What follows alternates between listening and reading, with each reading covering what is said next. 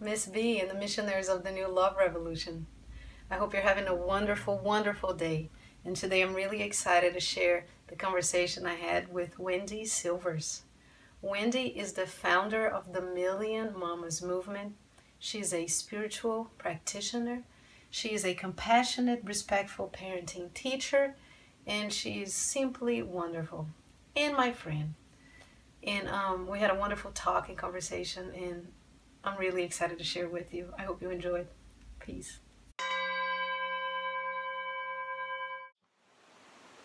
Missionaries of the New Love Revolution, Wendy Silvers, we're here, and we're finally getting this rolling. And it's so awesome that we're here together because last we spoke, you told me something that really resonated with me.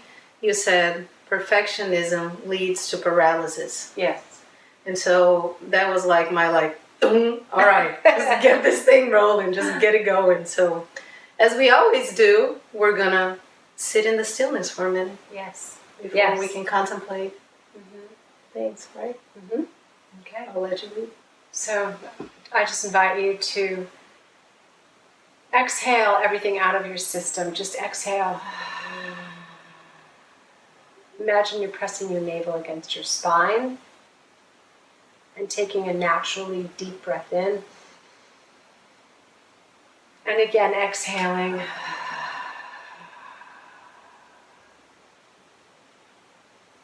And just falling still. Imagine that you are breathing and being breathed through at your heart space, allowing your stomach to soften, your chest to rise and fall.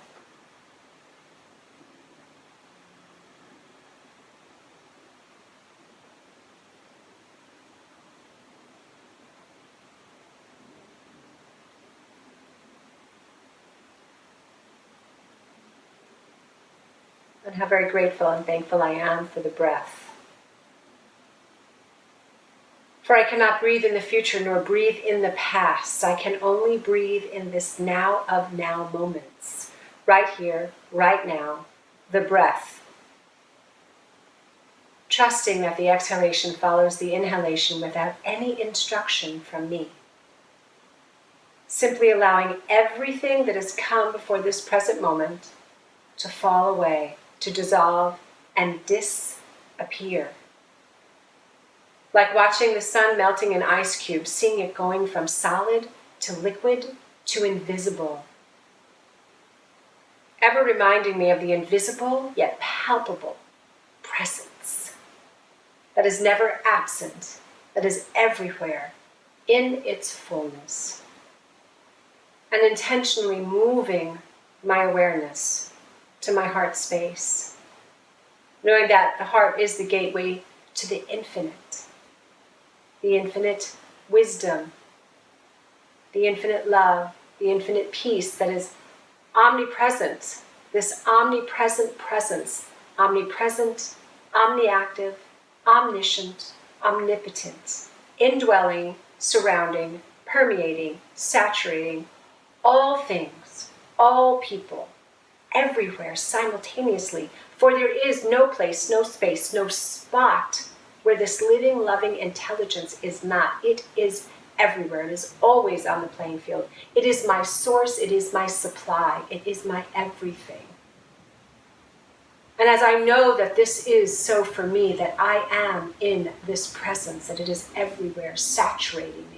I know this for beloved Liz, that right where she is, that right where she sits, right where she stands, everywhere she goes, she is wholly and fully supported, infused, suffused by this presence that so loved itself that it recreated itself and calls itself by her name. And it is from this place of awareness that I speak my word, declaring that these moments spent together, these missionaries of love, peace, and truth, of transformation on the planet, in the world, at this time, are beautiful. They are uplifting to all those who see, hear, and feel the words that are being spoken, because it is the energy back of the word. It is the vibrational tone and the frequency that is set by our dialogue today that goes forth and is made manifest. and will manifest. And with deep gratitude for this time together, for this dialogue, for every aspect of it, I release my word into the loving action of the law, knowing it goes forth, it ripples out. And in agreement we say, and so it is. So it is. Amen. Yes. Which brings us to the beginning of all this. If everybody can be aware of their presence in the world, that could be a transformational thing beyond what we can imagine, right? Well, in the womb, we have that intelligence. All children, all people have that awareness of that something. That because they're floating, they're in the waters of spirit, it completely held and warm and nurtured and supported, and the environment of the mother impacts the fetus. Yes. How can we translate that in your view as a parent? You have been a parent for many years now, and you've been teaching compassionate parenting, and you've been allowing more people to tap into that energy of that womb. Yes. Yeah. How can we bring that into our daily lives? Mindfulness. Yes.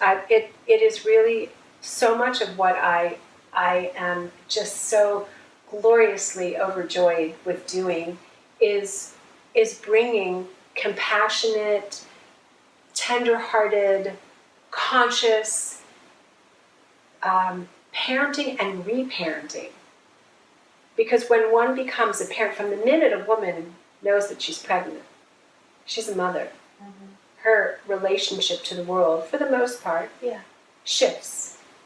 And so the way that we can bring it into the world is by being mindful, by having practices, really taking time to be still, whether it's walking, whether it's hiking, whether it's climbing mountains, whether it's tennis, skiing. It's taking those moments to really tap into that place that knows that it's not separate.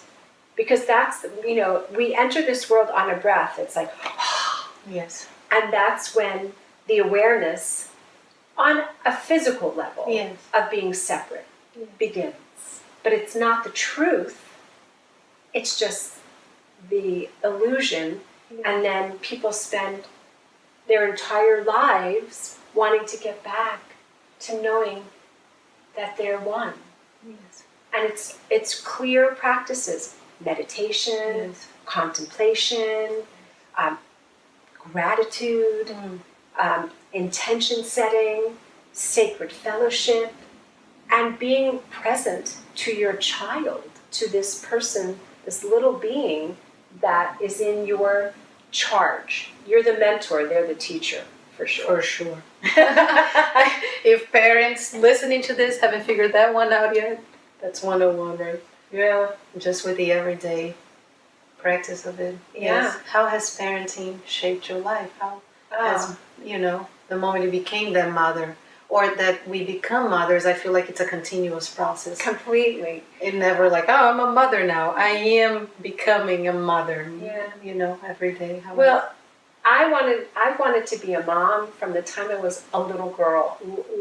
Really, I always wanted to be a mom, and I was one of those women that, for me, that really meant that I had fulfilled a heart's desire. Yeah. And I also want to say that for anybody who's experienced infertility, I had secondary infertility, so I understand the pain of that and the opportunity. But parenting completely transformed my life. I was an older mom, and I didn't know if I was going to be able to be a mom. But the minute I saw that line on the stick, it was just like, and I read, and I increased my meditation. I mean, it's not, and for me, it's about really connecting into your heart. Yes. It's the journey back to your heart. And as women, I don't know a population that seems to have the most responsibility and has the patterning of self-abandonment than mothers. It is, I don't really quite get it. I think it's shifting because of what we're doing. But really and truly, moms, you have the most important, there is no greater job in the world. You are growing a child who you are contributing to the world by being a parent. So how did my life change? It changed my relationship to myself and my body. It changed my relationship to my husband, my partner. It changed my relationship to what I wanted to see in the world, and the things that I felt were important before I became a mom were even more important after I became a mom, because I know that I'm going to shuffle off the mortal coil, as Shakespeare says. I'm going to, leave this world before my child, and what will they inherit? Yes. It's up to me. So my whole world, my whole being changed. Absolutely. It was just extraordinary. Extraordinary. We like extraordinary. I love what you were saying about going back to the heart. Yes. And I feel like that's a big part of it, because we're so distracted by what we need to do every day and the tasks that are in front of us, that we're so captured by those things rather than the nowness of the moments that we live. Yes. And I want to give people like ideas about how to reconnect with that. So throughout your day, we talked about meditation. I wake up before every day and I give time to myself first, because if I don't have that time, I don't really have much to give. Yes. And the quality of what I have to give decreases, right? And so people will say, oh, but I can't do this, or I have 3 children, or I have this and I have that. And I feel like where you put your attention on, it just expands.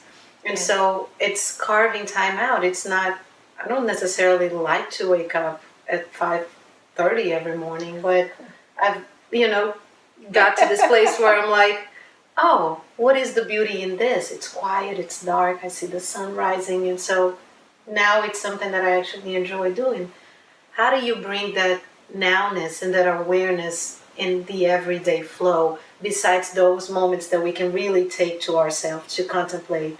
Because a lot of people, are not in that place right now where they can, or they may think they're not there yet, but It's interesting. I literally just wrote a blog, and I called it the 12 steps to serenity, because it is really important. And one of the beauties of being a parent is that children are so in the now. Yes. They are not in the future.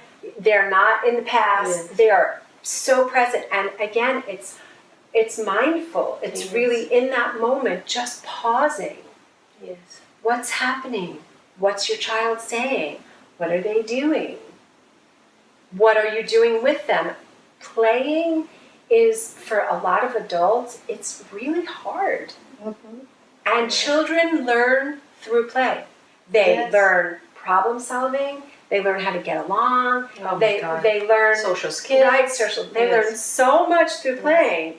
And so for parents, I say, meditate. Whatever it is for you, that's meditation. Yes. It could even be, if you're at a stoplight, just stop and close your eyes and bring your awareness to your heart and breathe.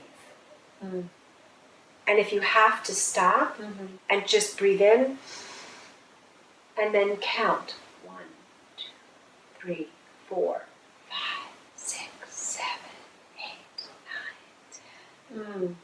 Just to reset your nervous system.